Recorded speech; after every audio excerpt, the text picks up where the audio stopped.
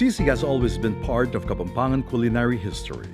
In 1732, Spanish friar Diego Bergamo recorded the existence of sisig in his Vocabulario de Lengua Pampanga.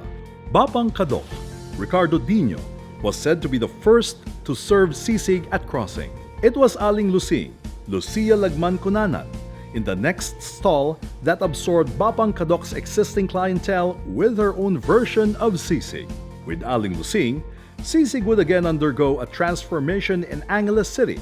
Instead of the usual balugbog babi or pig's ears, Aling Lusing decided to use the meatier balingit babi or pig's cheeks and therefore create more servings and quickly meet the rising demand for the dish. Yun ang sisig babi natin. It's just boiled pig's ears.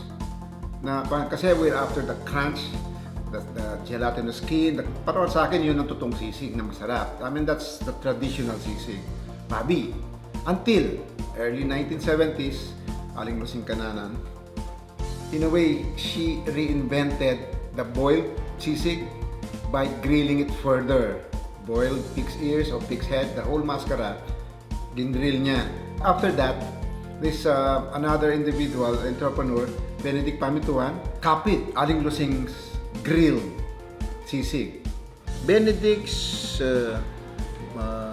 sisig was my brother's brainchild. My brother thought of putting up his own restaurant, and the taste of sisig of Aling Lusing was really the kicker. He went another step up further by serving it on a sizzling plate. Yun ang naging sizzling sisig ngayon. Hindi na yung sisig babi na originally na wet. I think that really gave that putting up as another parang dissenting restaurant, serving also sisig, and that's the trellis. By 1980, two of my brothers and cousins, Mario Tayag, Abong, and then Dan, they opened trellis in Quezon City sa grill restaurant. Sila naman, they copied the sizzling sisig of Benedict at dinala sa Maynila. Kanilang contribution naman sa, again, the evolution of further development of our sisig, they added chicken liver. And then everybody copied it in Manila. Linagyan na ng itlog, linagyan na ginawa ng sisig tofu, sisig pusit, sisig anything. For the non-Kapampangans, they think anything served on a sizzling plate is called sisig. But what people keep forgetting, sisig is all about the asin.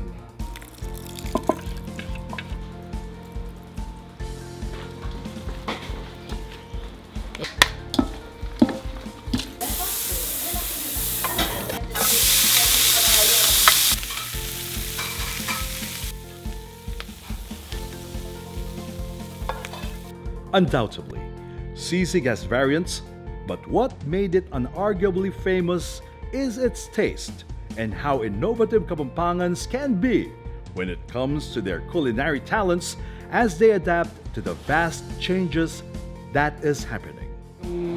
Nagkaroon ng World Street Food Congress dito sa Maynila, nandun yung mga international delegates, dinemo ko yung sisig. At nung una, very reluctant sila dahil puro tenga ng baboy, puro pisngi ng baboy ang pinakain ko.